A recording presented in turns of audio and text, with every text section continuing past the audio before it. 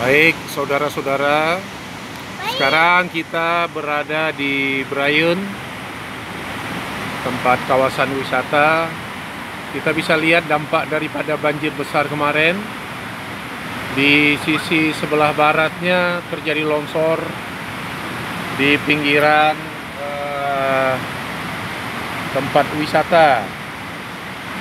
Mohon perhatian kepada pihak terkait agar supaya Brayun yang sangat-sangat berguna bagi masyarakat di kawasan Kecamatan Lepung bisa terselamatkan, agar tidak terjadi abrasi lanjutan.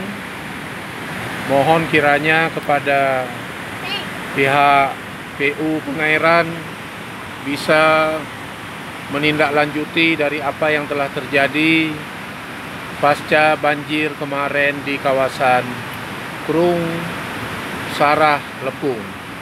Terima kasih atas perhatiannya.